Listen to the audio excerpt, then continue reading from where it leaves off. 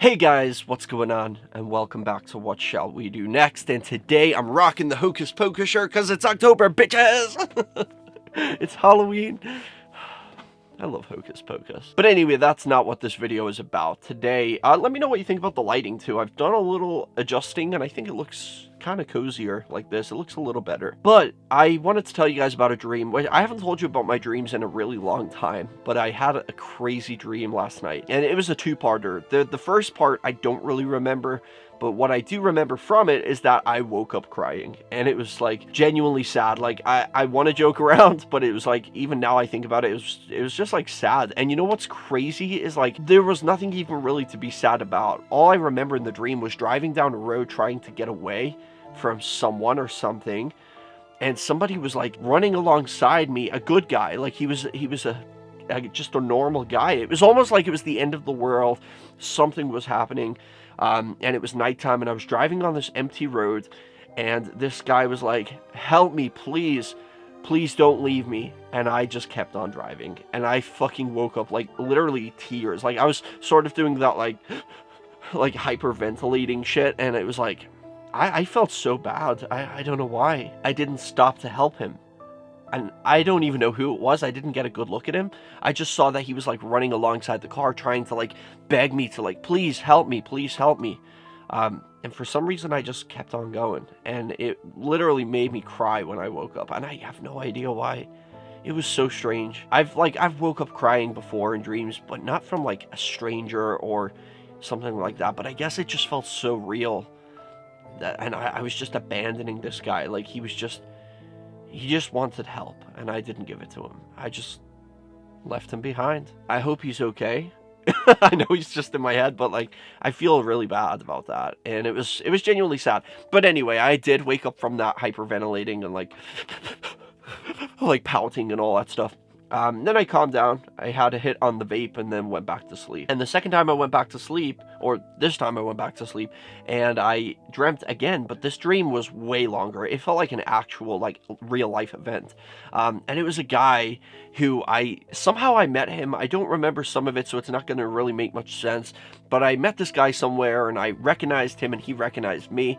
And I was the one who spoke up about it first, and I was like, I know you don't. I recognize your face. Like, I've seen you before. And he said, yeah, I was just thinking the same thing. And he seemed like kind of cool at first. And he was like, yeah, I've seen you before. I know who you are. And I was like, yeah, what, didn't we meet somewhere? Like, and I think I said something about like a real life place that I've been to before. And I said, is it from this place? Like, did I meet you there? And he was like, I'm not too sure, but I recognize you too. Like, I know you. And we kind of just like hit it off and started talking. He seemed pretty cool. I would say he was like in his mid 40s. He was like tall, skinny, short, darkish, kind of like wavy, curly hair.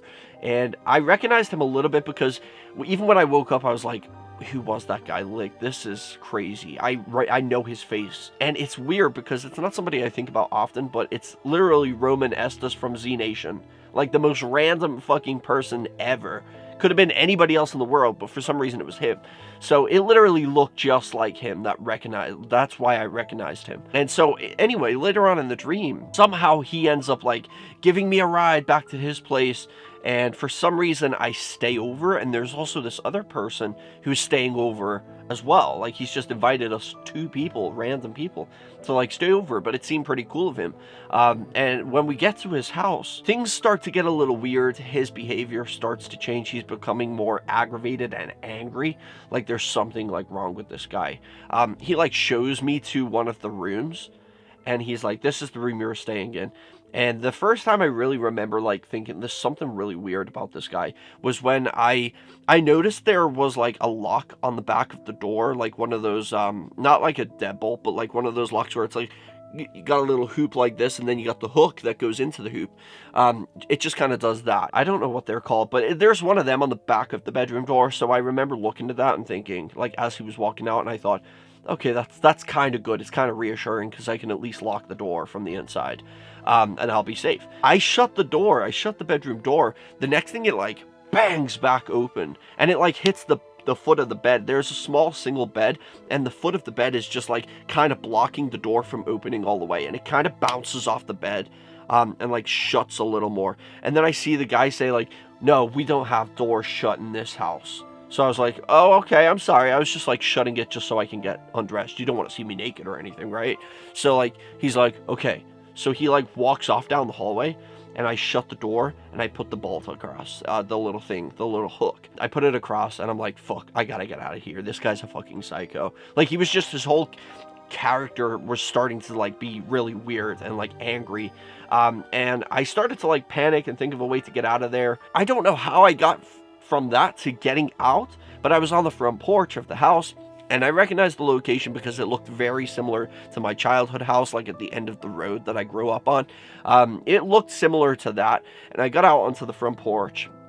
This guy comes out, and his wife shows up, and his wife also had a very, very familiar face, yet right now I still can't think where I've seen her or anything, like, or if she's even a character or somebody I've seen in real life, but I definitely know 1000% that she had like a very familiar face that I've definitely seen before. But I see her and she's like, what's going on? She seems a little oblivious, like she doesn't even really get it that there's something wrong with her husband, and like he's acting like so fucking aggressive and angry. And me and this other guy who was also staying over, we get out onto the porch and we're like, we're out of here, and we start to leave. The guy just dips. I don't know where he goes. The other good guy, I mean, I don't know where he went, but I started making my way up the road, and I turn around and he's like following me. This guy's behind me, following me, and he had some kind of weapon, but I don't remember what it was, whether it was a baseball bat or an axe or something, but he was like carrying something coming after me. And then there was like, I tried to hide from him, and I'm like ducking behind a car, and it was like literally giving me a panic attack. And if that were real life, like, I'm not the biggest, toughest guy in the world, but I'm not afraid of people. I would literally fucking knock his lights out if that happened in real life. He didn't look like the most intimidating guy ever. If you guys have seen Z Nation and you saw Roman Estes, he's not an intimidating guy at all. Like, he's not big, he's not anything. So I feel like in real life, I would probably fight back. Like, I would probably actually win too. Because I can pack quite a punch, believe it or not. I have some built-in aggression that I sometimes like to let out, and I can throw a pretty mean punch if I have to. But this guy, like, I was ducking behind this car, and he was behind the car, like going around the back of it, and I'm around the front. And then suddenly, for some reason in the dream, there was a cat on the freaking brake, like the brake that's inside the car. And the cat like leaned on it, and although you have to usually push the button to like release the brake, the cat just like leaned on it and it just went down and like released the brake, and the car started to back up. And I remember like thinking, oh, this is good, because the guy was right behind it and he saw me at this point. He was coming for me. So I pushed the car and it like ran him over, like reversing out, like it ran him over. The back wheels went over his head. This part's kind of graphic, by the way. And it probably wouldn't be like this in real life, but the back wheels went over his head, and then the car's like sideways across the street, like it came out of a parking space and went into the middle of the road. And the guy, I turned back to see if he's like, what happened to him? And his head is like, if you guys have seen the Haunting in the Hill House or whatever it's called, I can't remember. Haunting of Hill House. The girl with the bent neck, like the bent neck lady, and the neck's like this, and there's like bones sticking out. That's what the guy was like on the ground. And I was like, fuck yeah, I killed him. Yeah, I won. Now he's not gonna bother me anymore. And it was so satisfying to see him die. But yeah, that's all I remember from that. It was a really weird dream. The second dream was actually kind of scary. It did kind of give me like this anxiety that somebody's coming after me.